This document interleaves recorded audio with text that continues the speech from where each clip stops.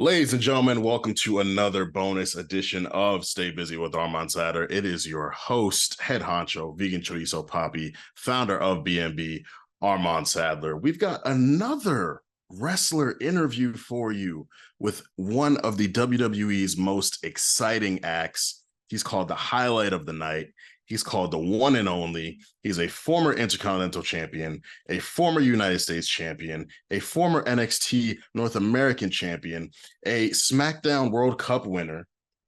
He is none other than the electrifying, exciting Ricochet. Now, of course, Ricochet's got a marquee matchup coming up with the social media megastar, the Maverick Logan Paul. So we talk all about that and about their beef. We talk about their major moments at the Royal Rumble 2023 and Money in the Bank 2023. We talk about Ricochet tag teaming with Braun Strowman. We talk about his mix-ups in the ring with Drew McIntyre. We get into a bunch of different topics, and he is a very fun guy. He also encouraged me on my journey towards potentially watching anime. So if and when I do get to that, I'll be able to talk to you all about anime. So thank you to Ricochet for his time. We're going to take a quick break, and then when we come back, you will see me talking to the exciting, the dynamic, the super athletic highlight of the night, Ricochet. Hope y'all enjoy.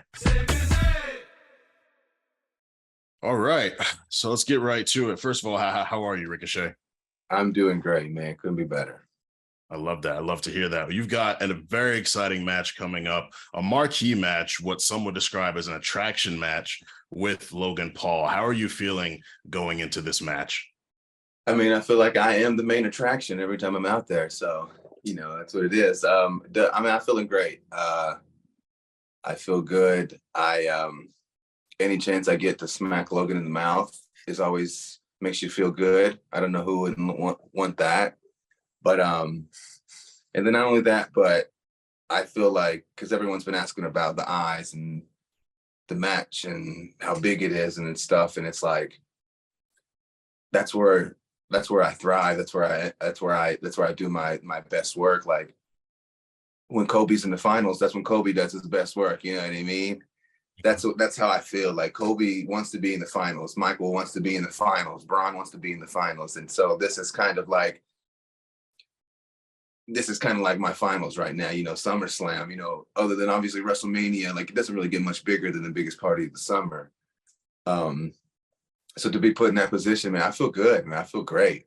And Logan's come in and he's, I don't know if you would agree, but he's impressed a lot of people with how well he's taken. How well he's taken. Yeah. He's taken to the ring really well in terms of character work and in terms of obviously the in-ring ability. Him being a celebrity who is, and I feel like we've seen Bad Bunny kind of change the concept of a celebrity wrestler as well to actually be doing the work. Like, how do you feel about this current era of these celebrities coming in, doing what they do? I know some people are like, they're entering my space and I don't like it. For you, how do you feel about these celebrity wrestlers? I mean, for one, I love wrestling. I love WWE. I always have. They've always brought in celebrities for years. It's nothing new. So, and anything that's going to help the WWE get new fans, anything, you know what I mean, that's going to help them grow, I'm for it. Absolutely. And not only that, but like you said, like Logan, Bunny, like they've come in and they've done some stuff. They haven't just came in and done something and went left, like they've put some work in and showed like they want to, they want to do it as much as possible.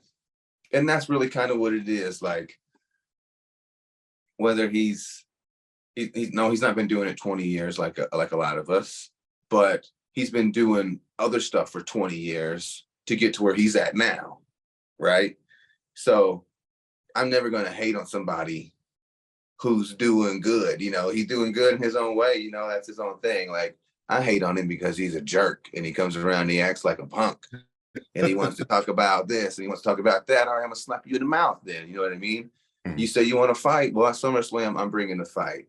Mm-hmm. But he's honestly showed, like you said, Roman, Seth, Miz, like he's willing to put his body on the line and do what needs to be done with his capabilities to get the win. And then I feel like Ricochet is willing to put his body on the line and do what needs to be done with his capabilities to get the win. So I feel like you got two guys like that. It's going to be crazy. But like you said, I can't fault the guy for being a celebrity. He's a celebrity for a reason. I'm just going to be able to smack a celebrity in the mouth, I guess. So that's the right mindset. You two have had some incredible moments. The Royal Rumble, that dual springboard clash, obviously Money in the Bank, that Spanish fly off of the ropes. I would love to hear from your perspective what went into those moments. Were those moments, first of all, the Royal Rumble one, like, was that planned for you both to springboard and hit each other that way? I mean, I won't give no magic away, but I will say for Ricochet, he likes to use the environment. He's an instinct kind of guy. Ricochet never plans anything. You know, Ricochet sees an opportunity and capitalizes. You know what I mean?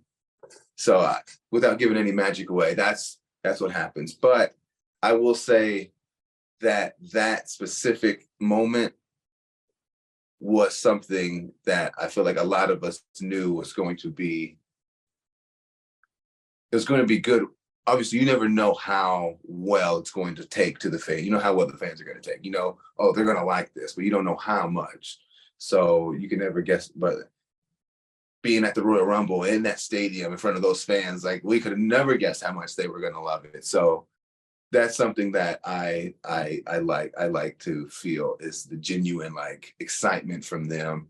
So going into that, like, you know that they're gonna like it, but you never know how much they're gonna like it. Absolutely. And then the Spanish fly at Money in the Bank, that was one of the biggest talking points. And that was all instinct. It was crazy because as we can see, like, you know, you two grabbed each other, you're on the ropes. It looked like, you know, you're trying to get your footing. And then Ricochet just said, I'm still going to send it. Like, I'm sending it, bro. And that's basically what happened. It's, you know, I hit the rope first. His foot didn't make it because the rope just moved. And then it was all instincts from there, really, like going through, you're trying to stay calm, but at the same time, you're still trying to do what you need to do. But for the most part, it's all your instincts working. And even for him, his instincts were get back to the top rope, get to where I need to get, you know what I mean? Like he's got great instincts, you know what I mean? So in that moment, it's like you said, it's all about how can I send this? How can we get to a position where I can send it? It's crazy. Like seeing that video still, it's like, bro, like you're kind of a madman, Ricochet. Like a little bit. A little bit. I feel like a little for sure. I got to be a little bit for sure. We've seen you finish matches in a variety of ways. You do the shooting star press. You've done 630s. You've done all of these crazy moves. Like, are there any moves that aren't in your arsenal that you would like to add to it at some point? Like any moves you're like, yo, like I haven't done that yet, but you know what I want to start doing? Booker T axe kick. I'm gonna start doing Booker. I like just a nice kick to the back of the shoulders and neck. Oh man, I want to start doing that because also I'm just a big fan of Booker T. Yeah. But as far as, again, I feel like when you're in the ring, you have a general plan, but again, like what Mike Tyson said, everyone's got a plan until they get punched in the mouth. So like you literally have to be able to improvise. And I feel like that's where Ricochet really thrives, is improvisation in the match. So I feel like that's why, like, if he's got to finish with the shooting star, he'll do the shooting star. If he's got to finish with the 630, if he's got to finish with recoil, if he's got to finish with something, that's what he's going to finish with. Because so it's not necessarily that are there moves that I want to do, but it's like when I'm in a position, what move am I going to be able to do in that moment type thing. Again, when I step into the ring or I'm doing something, you can ask, that's what I tell everybody. I always think, okay, what would Jackie Chan do? Okay, that's what Jackie Chan would, I would do something, whatever I think Jackie Chan would do.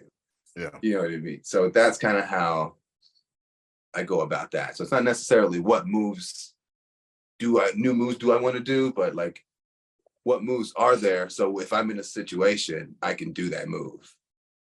Like that's how I go about it. It's a little strategic, but yeah, but it's also good going off the vibe of the match. Yeah, absolutely. Man, one thing I think everyone would agree with is Ricochet has never had a bad match. Like every Ricochet match you see, he's going in, he's doing things that'll be major highlights. He's impressive physically, and you do it in the singles, you do it in tags. And I would love to talk about the tag team with Braun Strowman, because that started out in such an interesting way with you two beefing, and then you two come together and you mix it up with Gunther and Imperium. What was it about Braun besides his obvious massive size? I was about to say, yeah. Having a gorilla in your back pocket. But obviously with Braun, again, he's aside from his sheer size and strength, I mean, he's determined. He when he has his mind set, he's like a locomotive, and you're not going to stop him because he's going to just keep going until he does it. And I feel like Ricochet is similar in a sense. So those two mentalities of like, I want to be the best and I want to be the best, like, especially at the time with what was happening with Imperium and stuff and what they were doing, getting involved in matches and stuff. And they were really making it bothersome for us to do what we had to do. So for a second, because we just put our beef aside to fight those dudes. And in that moment, we found a partnership and how it could work. Because again, like with Ricochet and Braun as a team, like we just started literally it's kind of like a cheat code. You know what I mean? I'll get in there, have Ricochet do what he does for 3/4 of the match to be able to, because I feel like he's like one of the most durable guys in WWE. Like durability is what Ricochet is about. If you're going to beat Ricochet, it's going to take you a lot. You're going to have to pull out every move in your arsenal because he's not going to give up. Mm-hmm. So if I can last, long enough and, put enough damage on my opponents, just enough to when I finally tag Braun in, he can come in and clean it up. Like it's so easy. And so we really started figuring that out. And we saw the video we made a video of us like kind of working together and working with each other. And we put out there because we really did find this chemistry between the chaos. Mm-hmm. Between all the chaos, we found some chemistry between us. And just mentally, we wanted to show everybody that we want to be the best. And like just that clash of styles really helped us catapult each other. And then not only were we catapulting ourselves, he was literally catapulting me out of the ring. Whether I liked it or not, I'm going, you know what I mean? So, but that's what you get when you get a partner like that. He can't control his size and he can't control his stronger than he looks,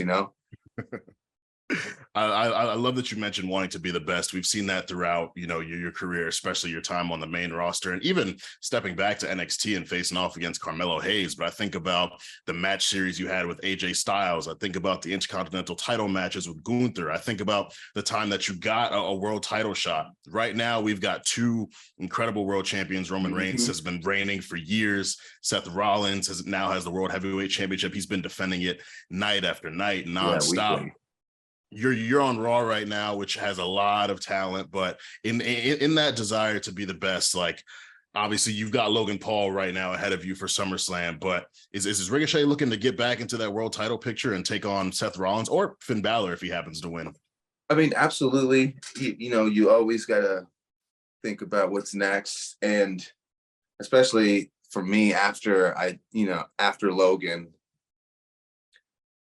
I feel like there's something that I feel like the Intercontinental Championship, my match against Gunther, like literally wasn't my best. I wasn't at my best. I still feel like there's more that I could have done. Wow. You know what I mean? I feel like that championship should still be mine because I was the last one to hold it. Mm-hmm. There's not been since him. He beat me for it. Yeah. So I feel like a different person, honestly, now. So I feel like there's still a little bit for me. For him, he's probably done with it. But for me, there's still some unfinished business. And maybe that's going on with my own self. Mm. But after Logan, and who knows what's next. But even before I go after Seth or I go after Roman or whomever may hold those titles, I still feel like for me, my inner demons, there's still some unfinished business with that Intercontinental Championship. Wow. Well, Gunther's got to watch out, but it could also be Drew McIntyre, who you've got. Whoever it is. You've got some history with Drew. You two have gone at it before. Yeah. There's that infamous promo where he was pretty rude to you, you know, telling you to shut up. So with Drew, like, to describe being in the ring with him, because he's like this powerhouse, but he's also super fast and just athletic and versatile. Describe being in the ring with Drew McIntyre. I mean, yeah, being in the ring with like the likes of anybody, like a Drew, Sheamus, Bobby, those guys. I mean, they're different levels of, again, animals. Like, they're all like athletes, but they're all powerhouses, and they're all, you know what I mean? So but to my own accord, I feel like there's not a better athlete than me, you know. There's not one faster than me, you know. Like, obviously people stronger than me, but at the same time, like, I'm pretty strong. And so you add all that together, and being in the ring with someone like a Drew whose fists feel like bricks, like when he's chopping you in the chest, it feels like a brick, you know what I mean? And he has done things, obviously he's beaten Brock, he's beaten Rome, he's done things, which rightfully so, because you just see the guy and you see just, he looks like that's literally a Scottish warrior. Like, he was built as just to be a warrior. And you can definitely tell when you're in there with him, because he don't hold back. He don't, whether you guys are friends or not, like, he don't hold back. He's going for the victory. He wants to be the best. It's funny because, like, we all now have this mentality of like, we all got a chip on our shoulder. Drew's got a chip on his shoulder. Gunther's got a chip on his shoulder. You know, Seth right now has got a chip on his shoulder. Finn's got a chip on his shoulder. So, like, we all are trying to show everybody that we are the best. We all believe we are the best. Drew believes he's the best. Roman believes he's the best. Seth believes he's the best. And you can believe that Ricochet believes he's the best. So it's cool to be in there with guys like that. And someone like Drew, he's just going to elevate you. Again, so whether it's Gunther or whether it's Drew, like, those guys are going to elevate you. They're trying to defeat you. They're trying to do whatever but like, I see it as you're making me better, because now I've got to beat you. And if I beat you, then that's obviously, you know, that makes me the best. Yeah. 1,000%. Those guys, they just bring a different type of intensity. Yeah, and it plays out on TV. It's enjoyable to see, just like all of your athleticism and your abilities. Like, I feel like these days the athletic level of the WWE has risen to a completely different level. Like, the work rate it's incredible. Like, we're seeing 4-star, 5-star matches on TV weekly. Yeah. And you're typically a part of that. Who are some of the newer wrestlers who have come up through the draft, or even in NXT, that are impressing you, what they bring to the ring? Well, that's the difficult part, because, like, from top to bottom, like, NXT, Raw, SmackDown, I feel like we have the best roster potentially ever of any wrestling company. Like, we like, top to bottom, like, I feel like we have the best roster as far as, like, if you want to check all the boxes, our roster fits, you know, like, you can, so you have guys, especially guys like, you know, the JDs, the Grayson Wallers, all those guys, even the Mellos, the Wesleys, you know, those guys down there, Braun Breakers, all those guys. But then the Rollins, the AJ Styles, the Randy Ortons. That's what I tell everybody. I said, you guys argument, anybody who says this person has the best roster, or this person has better, we got AJ Styles, we got Randy Orton, we got it. There's no competing. Mm-hmm. But not to take away, obviously, I have friends in other companies, but I'm going off. For me, there's nobody better than AJ Styles. And I've still yet to get that definitive win over AJ Styles. So until I can get that definitive win, I can barely even say that, but like, it doesn't get any better than AJ Styles. So I feel like now we have so much diversity too, as far as like, because you look at someone like an NXT like Chase U, like he's so good, and like he's so different from, like, I don't know, even Dominic Mysterio, or like we just got so many characters, but everybody also is like in ring pretty good. So as far as the new people coming up, I mean, you could probably just throw a stone and hit someone that's going to be pretty good. Again, if we're bringing people up, obviously Mello coming up, Wesley coming up. I feel like Breaker's going to be up here destroying somebody eventually. He's going to be up here. But then you got a lot of good guys too. Still, like Apollo's out there. Apollo still had his chance to really show everybody how good he is. He's been killing on main event. Him and JD McDonough, Tazawa, Riddick Moss, those guys, those young guys that really aren't getting the time, they're out there doing some really good work. It's hard, man, because everybody's like good. Yeah. Everybody's good. Everybody's good. One thing I've gotten from this conversation, you've got a lot of targets. Logan, Gunther, AJ Styles, like I got a lot of targets. I got a lot of targets. Dude, absolutely, I agree with that. Yeah, like it seems like Ricochet kind of holds a grudge, well, rightfully so. Well, he has had a lot of people that you got to think AJ Styles and the OC, they was jumping me for weeks. Mm-hmm. Gunther and Imperium, they've been jumping me for weeks. They were jumping me for weeks. Logan, he just jumped me last week. Like, so I got a lot of targets because they've been putting targets on themselves. Like, it's not just like I'm picking random people. You know what I mean? These people have done things that have made me, now I need to prove that we're not doing that no more. I'm coming after you now. It's crazy, man. Like they're picking on the guy Ricochet. It's messed up. You know, I feel like that's been my whole career. People have been picking on me, but you know what I'm saying? I've always rose to the occasion. I've always, shut the haters down. And I feel like this is just now going to be the biggest platform to do so. Yeah. How do you maintain your peace when you're out of the ring? I know you showed off your Spotify Wrapped. You listen to a lot of different music. Like, what else is Ricochet doing to kind of just dial back and settle down? I got my family. I got Sam, my son. I got her little girl. Like, they are literally just the peace, man. They are awesome.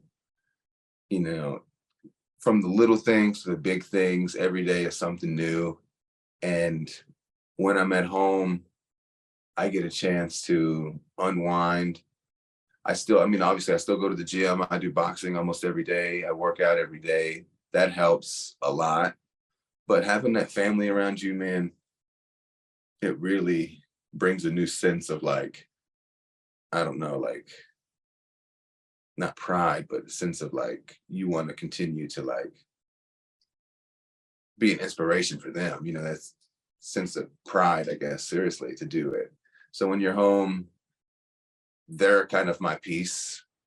They're my calm. And then, like I always say, like, as soon as I step through that curtain, it really is like you just go into, like, Ricochet mode and we're ready. You know what I mean? But definitely my family. That's beautiful. Beautiful, man. There's nothing like family. Now, I want to ask a different type of music question. It'd be easy to ask, what's your album of the year, blah, blah, all that. But going into this very heated battle with Logan Paul, what types of tracks will you be listening to get you in the mindset? Like, we've got beef, you're about to get hit in the mouth, and I got to get myself into that mindset where it's violence time. Well, funny enough, before the big matches, the big shows, especially like now leading up to Logan and stuff, I don't really listen to music. I'll listen to this one clip, like, kind of over and over and over. It's from Attack on Titan.